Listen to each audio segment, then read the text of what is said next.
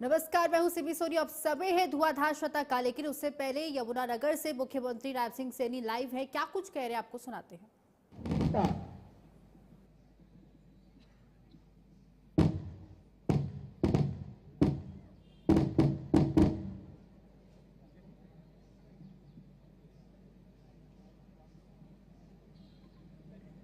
साथियों, यह आयोजन मानवता, प्रकृति और आध्यात्मिकता के उस शाश्वत संदेश का विस्तार है जिसे हमारे महान गुरु ने जीवन भर अपने कर्मों और वाणी से इसको स्थापित किया है।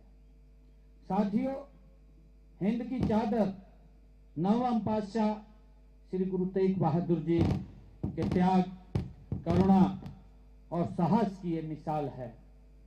साथियों, गुरुजी ने दुनिया को सिखाया है कि सच्ची शक्ति दूसरों की रक्षा में छिपी होती है।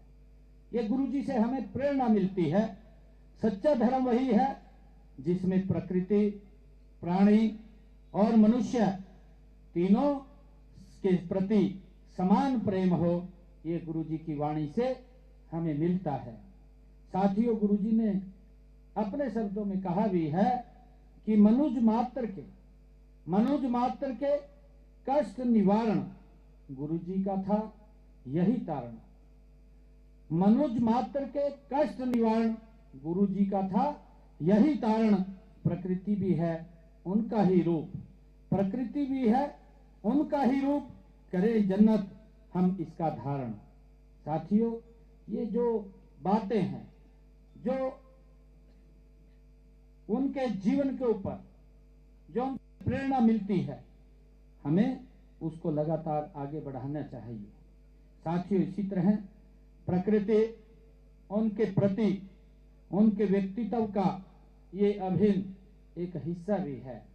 साथियों, हम सब देखते हैं शांत जल की गहराई, घने पेड़ों की विनम्रता और पर्वतों जैसी दृढ़ता, ये श्री गुरु तेग बहादुर जी के जीवन में ही झलकती है। और इसलिए आज इस पवित्र भूमि कालेश्वर में गुरु जी के नाम पर यह वन्य जीव एवं जैव विविधता संरक्षण ब्लॉक स्थापित होना, ये उनकी शिक्षाओं का एक जीवंत रूप है। साथियों, यह आने वाली पीढ़ियों को बताएगा कि प्रकृति केवल संसाधन नहीं है, यह संस्कृति है, यह हमारे संस्कार हैं और यह स्वयं एक जीवन भी है। साथियों, भारतीय संस्कृति में वन शिक्षा, साधना और लोक कल्याण के केंद्र रहे हैं। हम सब जानते हैं आश्रम परंपरा, गुरु परंपरा, इन सब का आधार ये प्रकृति ही रही है। साथियों, सिख इतिहास में भी कई ऐसे वृक्ष जुड़े हैं जो गुरु जी के जीवन से संबंध रखते हैं। हम सब जानते हैं इनमें दुख भंजन बेरी वृक्ष तो संकट के समय शांति और आश्रय का ये प्रतीक भी था। साथियों, आज के समय में पर्यावरण को गंभीर चुनौतियों का सामना भी करना पड़ रहा है। प्रदूषण, वनों की कटाई, जल स्रोतों का संकट और जीव जंतुओं का संरक्षण, ये विश्वव्यापी चिंता का विषय है।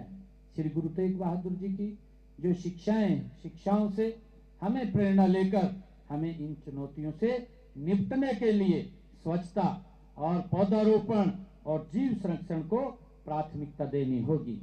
साथियों, हमने राज्य में वनों को बढ़ावा देने के लिए कई योजनाएं हमने चलाई हैं।